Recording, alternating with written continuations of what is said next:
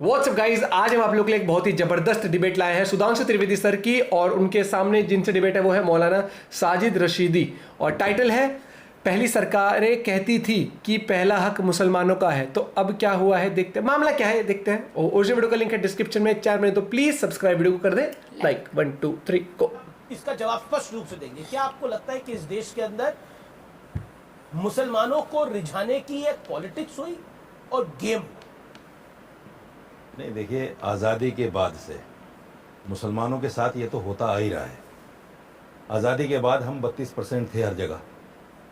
आज पोजीशन क्या है? 1% भी नहीं है। इसका कारण कौन है आप अच्छी तरह जानते हैं। और मुसलमानों को हमेशा रिझाएगा, जैसे लोग हमारे ऊपर ताने मारते हैं कि साहब कि पहली सरकारें तो ये कहती थी कि सबसे ज़्यादा हक मुसलमानों का है, माइनॉरिटीज़ का है, ये कहा जाता है। हालांकि हमें हक नहीं मिला। सच्चर कमेटी की रिपोर्ट आपके सामने है। आज हम दलित से भी बदतर जिंदगी जी रहे हैं। अभी जो आप कह रहे थे कि कर्नाटक में ये हो गया जातवाद का, फला का, आप देखिए कौन पार्टी ऐसी है जो ईमानदारी से, सुधांशु जी, भगवान को हाजिर नाजिर मानकर ये कह दें कि क्या इनमें जातिवाद नहीं है? इनकी पार्टी जातिवाद के नाम पर टिकट का बंटवारा नहीं करती कि फला जगह इतने लोग हैं, फला जगह इतने लोग हैं, करती है, उसको दे दीजिए, उसको नहीं है। मतलब इसमें आप पूछ रहे होता है। सवाल ये है कि मेरा दामन सफेद है, दूसरे का दामन काला है। मसला वो है सारी पार्टियां आप कह रहे हैं हमाम में सब नंगे, सब नंगे। लेकिन मेरा एक और सवाल आपसे। आपने कहा कि देखिए ये जो पूरा है ये तो आजादी की बात हो, आपने बीजेपी पर एक बात रखी। देखिए अब पूरी पॉलिटिक्स इसी के इर्द गिर्द है, तो कोई एक पार्टी या दो पार्टी उससे अलग कैसे हो जाएगी। लेकिन एक बात तो स्पष्ट है और जिसमें कोई इफ एंड बट नहीं है, वो ये है कि पॉलिटिक्स ऑफ कन्वीनियंस इतनी बड़ी हुई है कि मुसलमान प्लस दूसरा कर लो तो खेल हमारा बन जाएगा। इस देश में कई राजनीतिक दल ऐसे खड़े हुए हैं। हर पार्टी का वोट बैंक है, हर पार्टी का है। कोई किसी जाति के साथ जुड़ा हुआ है, कोई किसी जाति के साथ जुड़ा हुआ है। मुसलमान, देखिए, मुसलमान ऐसा नहीं कि मुसलमान एक पार्टी का वोट बैंक है। क्यों बिहार के अंदर आरजेडी? नहीं, हमने यूपी के अंदर अखिलेश मुसलमान या फिर मायावती जी, मुसलमान ने बीजेपी को वोट नहीं दिया क्या? दिया है। मतलब 12% वोट दिया है मुसलमान। अधिकतर की मैं बात 12% मुसलमान ने बीजेपी को। ये कैसे कहा जा सकता है कि भाई ये मौलाना साहब खुदा को हाजिर नाजिर मान के कह रहे हैं? इसका मतलब सुन लीजिए आप जनाब, 12% तक पहुंच गए। सोच लीजिए। आप नहीं मानते? नहीं, मैं इनसे कह रहा हूँ ना। एक मिनट, आप नहीं मानते क्या सर? अरे भदौरिया जी, अरे भदौरिया जी सुनिए। अरे अभी आपसे निकाय चुनाव में बहुत कुछ अरे सुनिए भाई साहब, इनका खिसका है। अच्छा ठीक है, साजिद रशीदी के 30 सेकंड है। त्रिवेदी जी, आप नहीं मानते कि भाई मुसलमान ने वोट दिया? नहीं, मैं तो कहा नहीं, यस या नो, यस या नो। क्यों नहीं दिया? दिया कि नहीं दिया, बस बात खत्म होगी। अब वो कितने परसेंट दिया, चलो आंकड़ा मेरे बात गलत हो सकता है। मैं ये कहना चाहता हूं कि हर पार्टी जातिवाद पर आजकल चल रही है और इससे बढ़कर रिलीजियस पर चल रही है। जी, आप कह रहे हैं हर पार्टी जातिवाद पे चल रही है। सुधांशु त्रिवेदी, देखिए रशीदी साहब का अपना आकलन होगा, लेकिन हमने भी थोड़ी रिसर्च करी और उसमें मुसलमानों का बहुत कम प्रतिशत, सबसे कम प्रतिशत वोट भारतीय जनता पार्टी को मिलता है। सबसे कम। देखिए दूसरी तरफ की लड़ाई 20% से अगर हम कहें तो शुरू होती है सांकेतिक रूप से, और आप उसमें माइनस में रहते हैं। आपको क्या वोट नहीं चाहिए उनका? आप देखिए, ये सवाल भी आएगा फिर। दोनों में फंडामेंटल डिफरेंस है। 30 सेकंड। हम सबका साथ, सबका विकास चाहते हैं, सबका वोट भी चाहते हैं, मगर किसी के दिल में खौफ पैदा करके वोट नहीं चाहते, यकीन पैदा करके इन्ना लिल्लाहि भय नहीं, विश्वास। और मैं उसका उदाहरण देता हूँ। हाँ, नहीं, आज खुद से अपने आप को ये आज का सबसे बड़ा झूठ है। भारत में सबसे ज्यादा वैमनस्यता फैलाने वाले पाकिस्तान चले जाओ तो ये लोग को कपड़े से पहचान लेते हैं। रामजादे बोल रहे भैया जी बोल ले, वो देखिए वो आप भैया जी बोल ले। अच्छा ठीक है, सुधांशु। अरे इनको खौफ तब नजर नहीं आता था जब बोध गया में धमाके हुए थे, पटना में धमाके हुए थे, बनारस में धमाके हुए, फैजाबाद में धमाके हुए, दिल्ली में धमाके हुए, बम्बई में धमाके हुए, चंडीगढ़ में धमाके तब नहीं है, धमाके हुए, गुवाहाटी में धमाके हुए, चेन्नई में धमाके हुए। वो सब धमाके नहीं थे, सेक्युलरिज्म का सुंदर संगीत था, कानों में कर्णप्रिय लग रहा था। क्या बात? तो इनको लग रहा। अब मगर मैं अब बताना चाहता हूँ, देखिए एक गंभीर बात मैं कहना चाहता हूँ।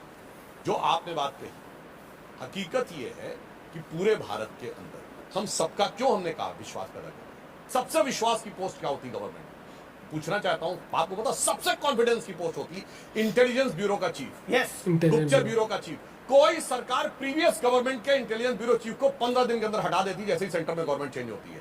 और शायद 10 में से 9 लोगों को नहीं पता होगा, जब मोदी जी आए तो उस समय आईबी चीफ कौन था? आसिफ इब्राहिम। आईबी चीफ का 2 साल का कार्यकाल होता, सरकार चाहे तो बीच में हटा सकती, 2 साल से आगे नहीं जा सकते क्योंकि वो ऐसी सेंसिटिव पोस्ट है। 8 महीने बाकी थे और आसिफ इब्राहिम ने अपना कार्यकाल पूरा किया। मोदी जी की सरकार में 8 महीने आईबी चीफ का, ये होता है विश्वास। मिनिस्टर हटा दिए गए, एक भी मुसलमान मंत्री नहीं है केंद्र में, सारे हटा दिए गए। अब इसका ये इंपॉर्टेंट पॉइंट है, वो कह रहे हैं कोई मुसलमान मंत्री नहीं है, अल्पसंख्यक मंत्री कोई नहीं कह रहे है, इसके ऊपर स्मृति ईरानी, किरण रिजिजू नहीं है, नहीं, यही तो हरदीप बड़ी सिंह सोच पुरी नहीं है। सुनिए, मैं पूछता हूं आपकी सरकार में कोई बौद्ध मंत्री बताइए नाम। बहुत पारसी में बौद्ध मंत्री बताइए केंद्र की सरकार में। नाम बताइए मंत्री का नाम, बहुत सारे नाम बताइए, नाम बोलिए। मानने अरे वाले भाई नाम बताइए। हो, नाम बताइए ना। चलो पारसी बताओ, चलो पारसी बताओ, जो बुद्धिस्ट को अच्छा, मानते सरदार हैं, बताओ। आप उसका परिचय क्यों जानना चाहते अच्छा हैं? यहूदी भगवान बताओ। बुद्ध को तो सब वहाँ मानते हैं। देखिए नहीं बता। वो खेल गए। हमारे पास नहीं, आप बना लीजिए ना मुस्लिम एक मंत्री। आपने कहा मंत्री, अरे सुनिए, हमने डॉक्टर एपीजे अब्दुल कलाम को राष्ट्रपति अरे बनाया। वो अटल जी, और सुनिए, वो तो है। अच्छा, अटल जी का दौर क्या होता है? ये क्या दौर होता है? वो क्या होता है? अटल जी के दौर में मैं अटल जी के दौर से एक-एक करके आओ। देखिए, अटल जी को ताकि प्रणाम देखिए, भैया। ये तो दोगलापन है फिर। ये क्या है? लीजिए, उसके बाद बोलिए। रशीदी साहब खड़े हैं, मैं जो बात कहना चाहता हूं, एक दौर में इस्लाम में भी साइंस टेक्नोलॉजी का बहुत एडवांस स्टेज था, मगर वो दौर 800-900 साल पहले था, जिसमें कि सबसे बड़ी यूनिवर्सिटी थी, इसे बैतुल हिकमत कहते थे। रशीदी साहब को पता होगा, बैतुल हिकमत के बाद पिछले 700-800 साल में आलम इस्लाम में इतना बड़ा साइंसदान ही पैदा हुआ जो डॉक्टर कलाम थे। अटल जी के जमाने क्या बात करते हैं, 800 साल का सबसे महान ने बनाया और आप उसके खिलाफ खड़े रहे। आपको वो अच्छा और सच्चा मुसलमान अच्छा नहीं लगता है, आपको अपराधी और आतंकवादी अच्छा जी लगता जी है। लेकिन यहाँ पर पॉइंट जो हमारा ना, लेकिन इंटरेस्टिंग पॉइंट व्यूअर्स, आप सोचिए, इशरत जहां एक आतंकी थी, गुजरात में उसका एनकाउंटर हुआ। इशरत जहां को नीतीश बाबू ने बिहार की बेटी करार दे दिया। अच्छा एक और मैं ये सही बोला। अब सही सॉरी, बता। आप कहते हो कि जातिवाद जो है उससे दूर होना चाहिए, लेकिन अभी हमने लेटेस्ट कर्नाटक का नतीजा देखा है। मैं पॉलिटिकल आपसे सवाल पूछ रहा हूँ, आपको जो जवाब देना हो देना है, लेकिन वहां पर हमने देखा है, अब दलित में भी एक दलित होता है, एक महादलित होता है, पिछड़ा होता है, महापिछड़ा होता है। आप जोड़ रहे हो, लेकिन ये तो फर्दर बांट रहे हैं, इतने टुकड़े कर रहे हैं, कितना जोड़िएगा? बताइए पैनल में कौन है जो बी.आर. अम्बेडकर जी से बड़ा हो? वो चाहते थे जातिवाद समाप्त हो। राम मनोहर लोहिया चाहते थे जातिवाद समाप्त हो। सावित्रीबाई फुले चाहती थी जातिवाद समाप्त हो। समानता और समता नहीं चाहिए, सबको दबा कर रखना चाहते हैं। जातियों में बांट दो, जातिगत जनगणना करा दो। जातिगत जनगणना जाति के आधार पर हो, हालात के आधार पर हो। हालात के आधार पर होना चाहिए। हालात क्या के गरीब आधार हर जाति में नहीं है? आप जातियों में बंटकर रहना चाहते हैं? गर्दन से ऊपर छाती नहीं होती, पॉलिटिक्स ही उसके कोई ऊपर। छाती नहीं होती। और एक बात कहकर अपनी बात को विराम दे दूंगा, याद रखिएगा आप सब लोग के जब तक हिंदू हो तब तक केंद्र बिंदु हो, और जिस दिन बंटने लगे, तो बटे तो वो है, आपको नहीं लगता? दादा आपको लग रहा, मैं फिर कहूंगा, मैं जिस क्षेत्र में काम कर रहा हूं मैं वहां की आपको बता सकता हूं। मैं वो कहूंगा तो फिर बात राजनीतिक हो जाएगी, मगर मुझे पता है कि मेरे पश्चिमी उत्तर प्रदेश में हिंदू संगठित है। जातियों में बंटा हुआ नहीं है। अनुराग भदौरिया, आप कहते हैं कि आप जातिवाद के खिलाफ हो, यही कहते हो, और आप छोटा जवाब दीजिएगा। जातिवाद के खिलाफ हो आप लोग? सामाजिक न्याय सामाजिक न्याय के मैं साथ। करना चाहता हूं। अच्छा, जातिगत गणना आप लोग चाहते हो और बिल्कुल। जातिवाद के खिलाफ हो। बिल्कुल। आप कह रहे हो कि हम जो है वो नशे के खिलाफ है, लेकिन सिगरेट पीना ठीक है। अब मैं बोल लूं? देखिए कमाल की बात है, सुनिए कमाल की बात है, इतना अरे, सिगरेट अरे मैं दूसरे बोलूं, में अरे तो- मैं बोल लूं, आपके बीच में नहीं बोला। आपके लिए तो एक शेर ही सुना देता हूं, सुनिए। वो दिलों में आग लगाएंगे, मैं दिलों की आग बुझाऊंगा।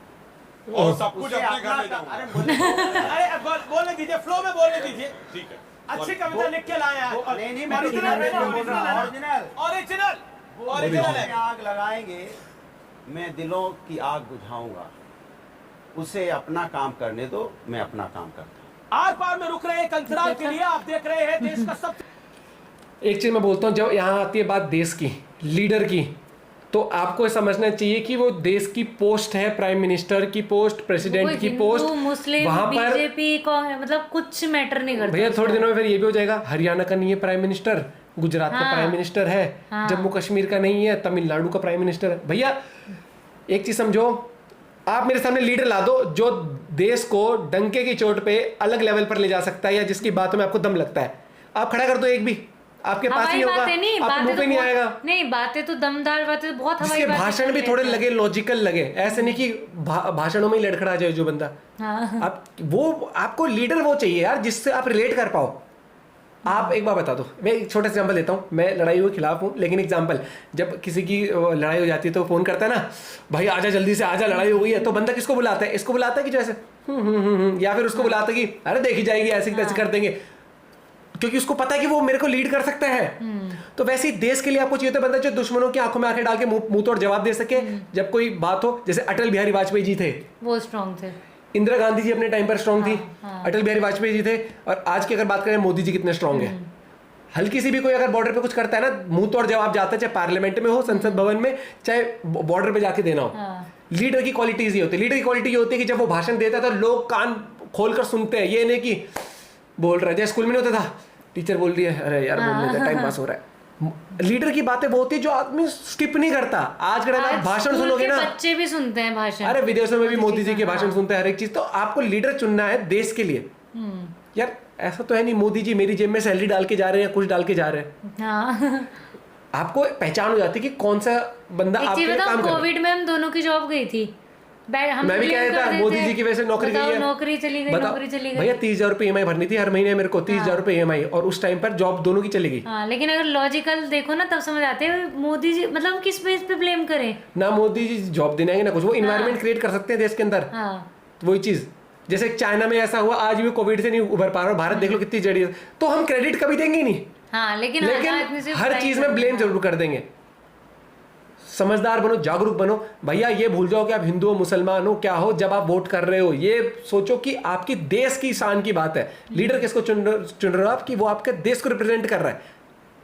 समझ रहे हो? क्योंकि जब वो लीडर आपका जब बाहर जाएगा ना दूसरे देश में, या दुश्मनों से जब पंगे होंगे, तो वो ये नहीं पूछेंगे कि अरे तू हिंदू का है तो चल मैं हिंदू को गोली नहीं मारूंगा, तो मुसलमान का चल मैं मुसलमान को तकलीफ नहीं दूंगा। वो भैया भारत पे अटैक करते हैं। समझदार बनो, जागो देशवासियों, जागो। वो मुझे वो ये गाना आ रहा था, वीर तुम बड़े चलो, वो जो बुक में पढ़ते थे हम स्कूल में। लेकिन यहाँ पर क्या है कि यहाँ पर सब अपने अपने उस हिसाब से सोचते हैं कि नहीं मैं अपने इस कास्ट वाले को बनाता हूँ या फिर इसको बनाता हूँ, नहीं बस मोदी जी से मुझे नफरत है, इसको हटाना कैसे भी, चाहे गठबंधन हो। वो गठबंधन क्या सरकार बनेगी? एक बार बताओ, आपने देखा एक कंपनी का कंप्यूटर लेते हो तो उसकी चांसेस खराब होने की थोड़ी सी कम रहती है, जबकि आप एक असेंबल बनाते हो। असेंबल मतलब कि किसी से कह रहे हो गेमिंग सेटअप बना दो, वो बंदा इस कंपनी का ही लगा रहा है, वो लगा रहा है, हर दूसरे तीसरे दिन दिक्कत आती है। और जब आप कंपनी का लेते हो दिक्कत उसमें भी आती है, लेकिन थोड़ा कम दिक्कत आती है। तो गठबंधन की सरकार में तो मुझे लगता है दिक्कत आ जाती है। इसलिए बहुमत से जिताओ, जिसको मैं तो कहता हूँ तुम्हें कांग्रेस को जिताना, कांग्रेस को जिता लो, जिसको जिताना। लेकिन आप पहले तो लीडर देखो, किसके बिहाफ पे आप वोट कर रहे हो, किसके लिए आप वोट कर रहे हो। मुझे तो उस टाइम पे बहुत शॉकिंग लगा था जब इनके पास, कांग्रेस के पास उस टाइम पे लीडर नहीं था, जब इन्होंने फैसला नहीं कर पाते किसको प्राइम मिनिस्टर, फिर मनमोहन सिंह को बनाया था, मनमोहन सिंह जी को जब इन्होंने प्राइम मिनिस्टर बनाया था। भाई लीडर होना चाहिए आपके सामने, उसके बाद ही आप वोट डालो, क्योंकि आपको एक रिलेट कर सकते हो, भाई मैं इस बंदे को लेके विजनिस्ट हूँ, ये देश को आगे लेके जाएगा।